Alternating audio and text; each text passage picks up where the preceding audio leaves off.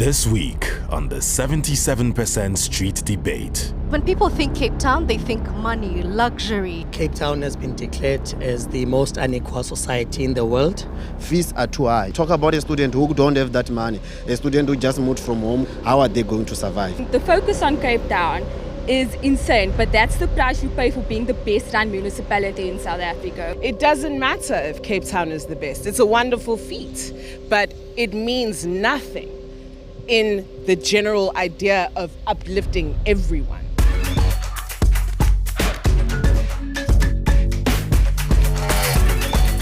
Hello and welcome back to the 77% Street Debate. My name is Edith Kimani and this week we are back in Cape Town, South Africa. Now this is a city that's used to being the best at many categories, but it's also a city grappling with the legacy of apartheid. Economic disparities still continue to rule the day here. And so today we're trying to find out, best yes, but best for who? Who better to answer this question for me than some lovely South Africans? And I want to start with Nomandla because we were speaking yesterday on the phone and you're born free, right? And yet you were telling me that you're already disillusioned. Why? Hi, thank you so much for having me. No, my disillusionment absolutely comes from the idea that after 30 years we're meant to be and meant to seem like a society, a democracy that has everything together. But in fact, we are regressing in so many ways in terms of that democracy. In what ways do you think you're regressing? Particularly me, I come from a student background, so I particularly see that when we discuss finance in the student sector. Of course, education is the backbone of any society, but access to education is something in South Africa that has been reserved for those who can afford it. Okay, so we'll come back to that in just a short while, the economic disparity when it comes to education. But Shivano, you live here, right? You were born and raised in Cape Town. Can you tell me what the situation is like for the average person living in the city? I think as Nomandla said, if you don't have the access to resources, you don't have the luxury to have access to it, you're on the backbone. So yes, we're now in a beautiful part of Cape Town, we're on the waterfront, but there is so many different spaces to this, such as townships, such as communities where I also come from. And if you don't have someone who's going to be giving you a hand up, if you don't have someone who's taking you out of that position, you're going to remain there, and it's a very difficult space to be in. Yeah, so can you paint that picture for me? Because when people think Cape Town, they think money, luxury, but we also have the Cape Flats. What's life like there? A death every day. Oh no. A death of a young person every day, to be more specific. Hopelessness, feeling total poverty. People living in shacks, which is basically like a 4 roof sheet structure with no sanitation, no electricity. They have to go to government grants. They depend on government grants. They depend on soup kitchens for food. So it's quite a different and a dark place from what we're seeing right now. And dark economically, but also dark socially, mentally. So people there, young and old, are just left for destitute. Okay, let me bring in Tammy, who's representing the DA, which is a very popular party here in Cape Town. I mean, it must not be nice to hear that young people feel disillusioned and they haven't even been alive 30 years. What's not working? So the DA, just like any other party running a municipality, is not immune from social challenges or crime or economic challenges for that matter. So as a young person myself, I can relate to some of the sentiments that are being shared here today. But as someone who also works for the municipality as one of the youngest councillors in the country, I can say that Cape Town is in a far better position compared to other municipalities around the country.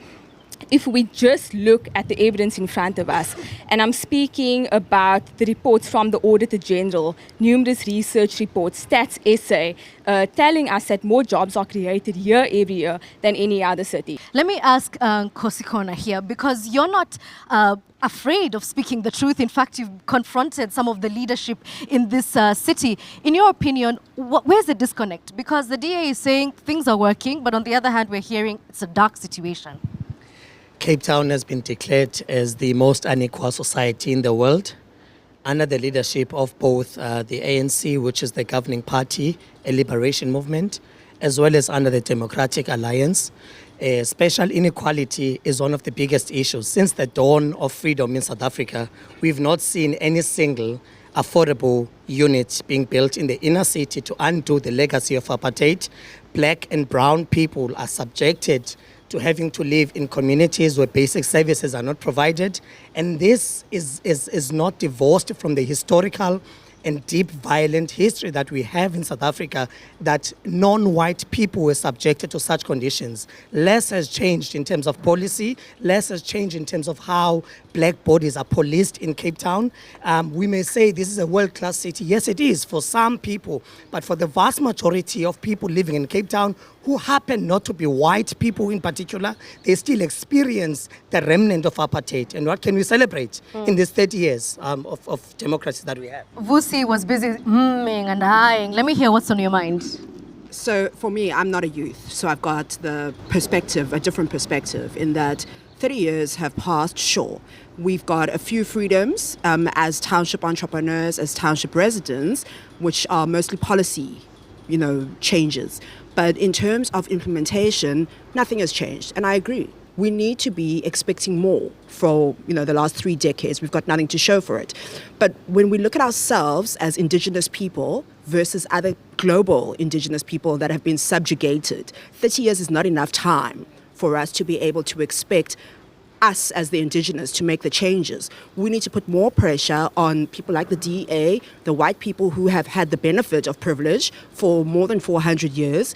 They need to come in and they need to contribute more. A lot of pressure is put on us as black people to be the ones who have to stand up and fix things and remedy and point out where the problems are. What we need to be doing now is putting the blame or spotlight back onto the people that subjugated us and say to them, they need to come to the party. So let me ask Lou here. Lou, by the way, please tell our audience your full name. My name is Lou Kulumang. Okay, and so because I can't do the click sounds, I'm just going to call you Lou. I hope it's fine. So you're here representing the ANC, particularly the Youth League. We're talking about systems being broken. Why aren't you fixing them from the inside? I think we have to be honest initially and to point out what exactly was said, that the ANC in particular is not only working to redress this 48 years of successful oppression by the apartheid government, but it's also working to redress the ills of the Union of South Africa and the colonization which came before that. So we're talking about centuries of successful oppression here of the majority by the minority, and by majority I'm talking all about the previously disadvantaged groups, right? And also we spoke earlier on about access to education, and I think we have to be quite honest about that much has been done to ensure that the doors of education are open to all, particularly those who did not have access to education before and were systematically excluded based on the color of their skin. But also we must state that there is vast inequality within the so-called best-run city in the country, which is Cape Town. The blacks, the coloreds, everyone else who's classified as non-white are clustered in areas which are the most dangerous areas to live in. Our people live in gang-raided areas. Our people are unsafe during the day, during the night.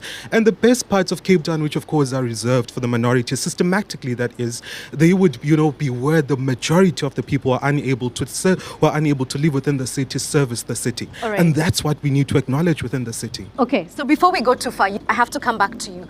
Talk to me about access to education. Lou here is saying, it's so much better now than it used to be. At least black people can go to school. The coloreds have access to university. But do you really? I think it's something a bit violent to constantly acknowledge and pat on the back. Yes, we're doing so well. Yes, we're achieving this. Yes, we're achieving that. But on the ground, again, a movement like Fees Must Fall happened from 2015, 2017-ish. And those fights that people did, me included, all those things that the Fees Must Fall activists and protesters did seems null and void. It seems like absolutely the most wasted time, because violence within UCT especially is still replicated year after year. People don't have housing, they don't have access to education. I had to fight to register for my master's this year. Final year master's, they wouldn't let me in because of XYZ. Again, what's XYZ? Finance, money, because I didn't have the necessary scholarships, I didn't have the necessary marks, everything like that, in order to complete something I'd worked so hard for. Yeah, okay. Let me hear from the gentleman here. I think I will want to touch about the access to education. only those who can afford are the one who can access the education. But the question is, who are those who can afford? There are those who are minority in this country, because those majority of people who live in this country, they can't afford. Fees are too high. Even the government, they increase fees each and every year. Even our institution increased their fees with close to 4.5%. But the question is, who are all those things saving? In that manner, it's a matter of trying to say those who can't afford don't deserve access to education. Narisha, let me hear from you for a second, because the situation is not going to change anytime soon, right? And the universities are saying they simply can't afford to lower the fees any further. So what happens? Yeah. So I think I just want to pause on the journey of a young person growing up in the Cape Flats. You eventually then make it out to go and finish grade 12, then move on to the higher education, and you finish your degree, grapple with the issues such as fees and financials. Then a new set of problems start. Because now you have this degree, but you lack experience. Because what does employers tell us? Employer says, I want somebody with at least 12 months work experience. How am I going to get work experience if you don't give me an opportunity, right? So I think, because you spoke about having solutions, I think one of the solutions that we need to think about is having things like a work integrated learning program, which now says, okay, cool, you have your university degree, but here's also an opportunity for you to have practical experience, right? And then also building partnerships that after that partnership work integrated learning program ends, that you don't just sit around again and say, I just finished a learnership, a 3-month learnership, a 6-month learnership. But there's also a potential, because now you are stepping outside of your comfort zone, for you to embark onto permanent or long-term employment. Yeah, okay. I want to follow a thread that you've just started. So this person has finished university and they're looking for work. You've already said it's difficult. Tell us why, Siobhan. Difficult is an understatement. Maybe we should start by, we're not finding work. Yeah. There's a huge percentage of this country who has youth unemployment. So you get a degree, you went to school 4 years, some of us 5 years. You get even the honors, you get the masters. Do you find a job? No, because companies want a certain skill set. You don't have that skill set because you just finished tertiary education. They want a certain standard of how your CV must be. Did we learn that in university? We didn't learn that. So we're getting out of university, being thrown into this world, competing with the who's who. But getting a foot in the door takes you about a year, even longer. People then settle to go work for call centers. You don't follow your true passion because there's just not enough going around for everyone. Yeah. Lou, what do you have to say to that? Because your party surely has been in leadership for 30 years. It's a discussion which we've been having for a very long time, which traditional universities, and it must be said, the traditional universities refuse to let go of the curriculum, and this is where the discussion on decolonization of the curriculum comes into place. Because when you look at what your previously technical universities are doing, they've been able to incorporate that work integrated learning into their own curriculum. I see where you're going with this, but it's a bit of a chicken and egg situation here, right? Because they need education, but they don't have access to education. You know, they need the curriculum to change, but who is supposed to change the curriculum actually? Nkosi, tell me.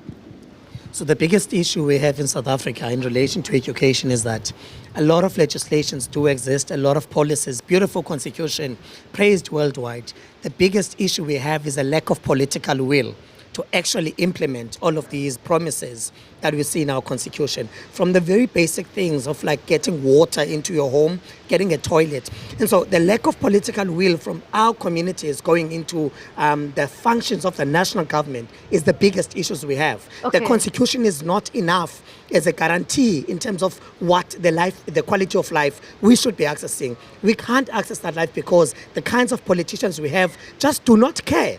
All right, but are the statistics wrong? Because when I read the data, specifically about Cape Town, the numbers are well in their 90s when it comes to access to water, electricity, data. So it surprises me that you're telling me people don't have running water in their homes. The Social Justice Coalition has had to take the Democratic Alliance-led municipality, City of Cape Town, to court, to the Equality Court, on the basis of not having a plan for informal settlements. You go and ask the mayor today, how many toilets will you be bringing to informal settlements? There's no plan.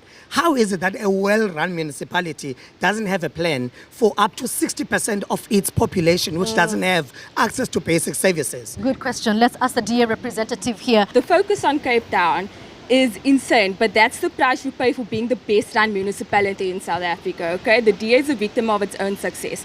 But moving on to your other question, 60% of informal settlements are without water. I don't know where that claim comes from, because I can tell you every single month, more than 30,000 people move into the city of Cape Town from other provinces. Why? To find opportunities, to find jobs, to get education. And if you look at the statistics released by the quarterly Labour Force survey of Stats SA, you will see that the city of Cape Town has created over 80% of all net jobs in South Africa.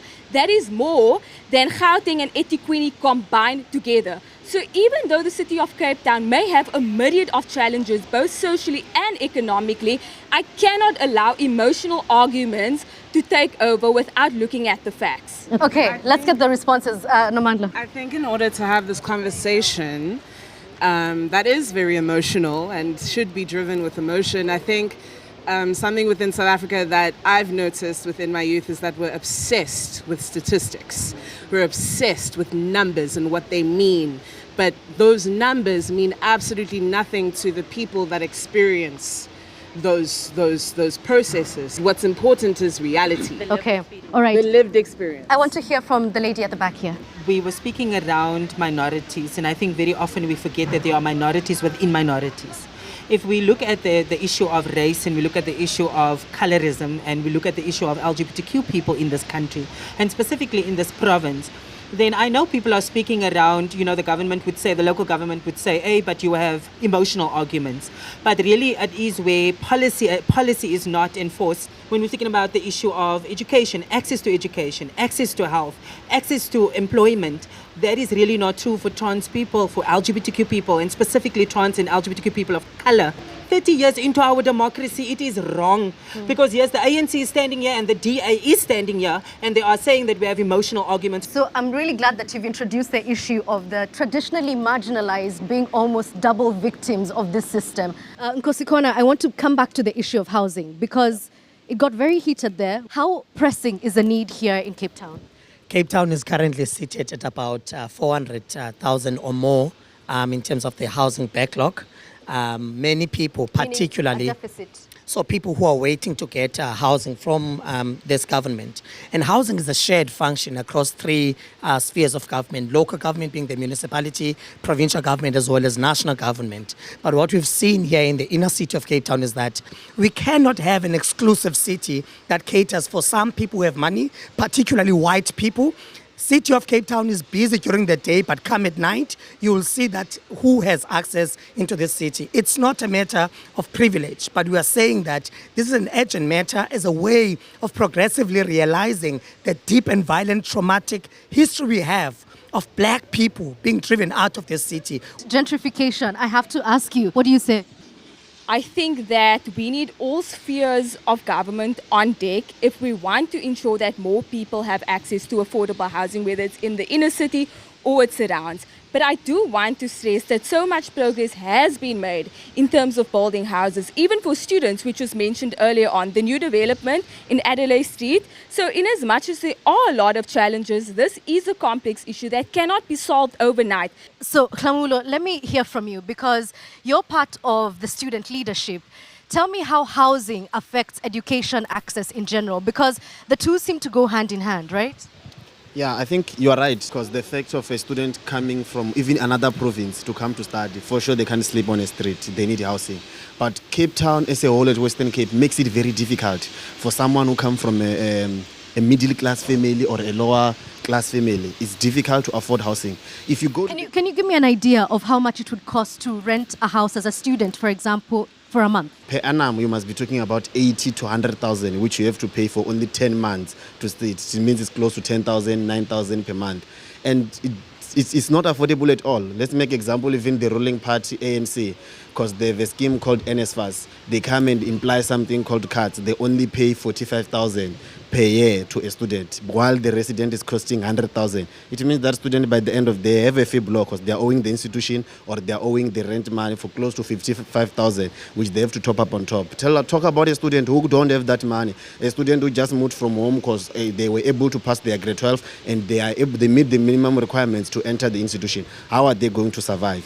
It does not only take to affect that much? Immediately when such things happen, I think Western Cape as a whole, the standard of living is like some filter, which is trying to say all those who don't belong, there are people who feel like they belong to this place, there are others who don't belong. It's trying to filter them to move away so that they can remain with this province. Because even the standard of living in general in Western Cape is too high than any other province. So I think that's how it's...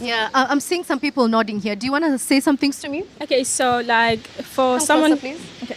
For someone who is in Eastern Cape who wants to come and better their education in Cape Town, they are struggling because they come from rural and then they come here thinking that they will find better opportunities here, only to find out they won't get student accommodation, and then they'd have to sleep in a hall. There was a trending picture on Facebook where students from CPUT was sleeping in a hall and... Sleeping in a hole? Like in a big hall, yeah. They were sleeping there because they couldn't find accommodation. They had to post on Facebook for people to donate, for people to come and help them or house them so that they can stay and continue their education. Okay, so sleeping in a hall. I had our accents are getting crossed here. So now we've addressed some of the problems. Is there anybody who wants to add something before we look for solutions? I think just as we were speaking about the lived experience, like my mom passed, she died waiting for a house. So you can imagine we are at 30 years of democracy. She waited 23 years. Oh my God.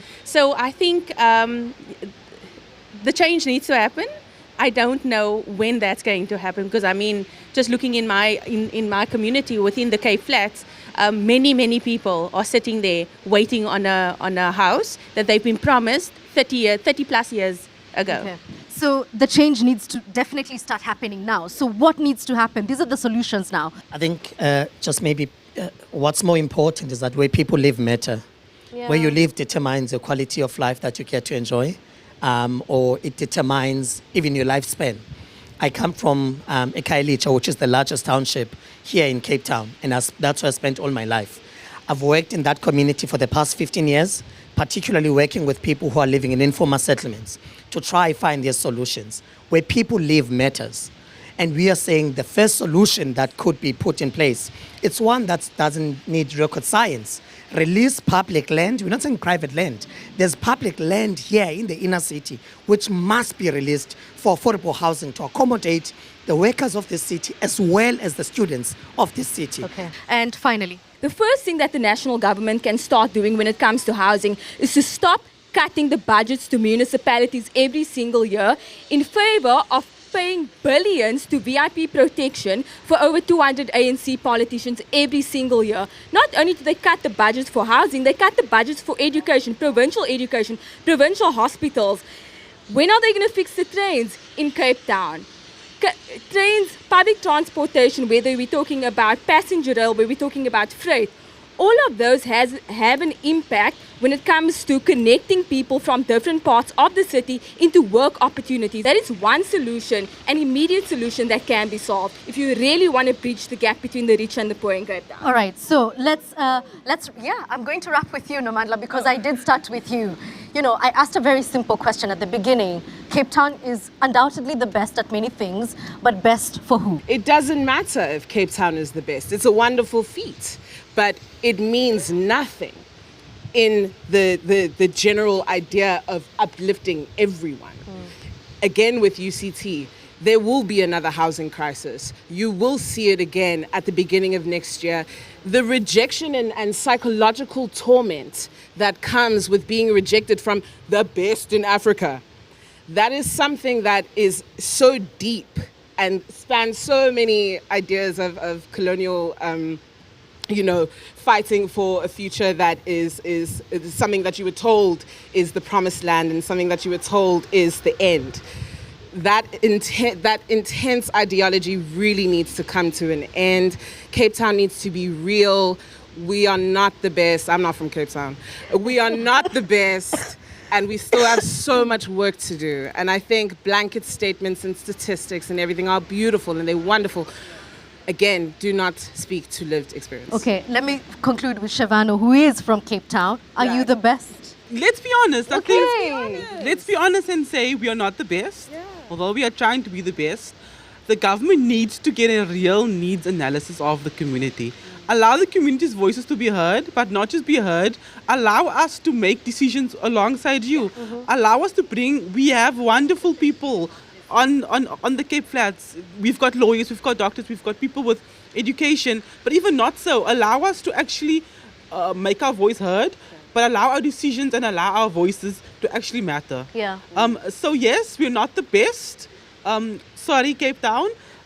But let's try to be the best, but not alone. Let's try and involve communities like ourselves, like many other people, to be part of the decision-making process. I think once we start doing that, we can make some movement. Oh, I love that. And that's a fantastic place to wrap this debate. We did ask best for who, apparently not for everyone. 30 years after apartheid, the color of your skin, who you are and where you were born still seem to matter. But hopefully, based on these solutions, not for much longer. Thank you all for watching. Bye-bye.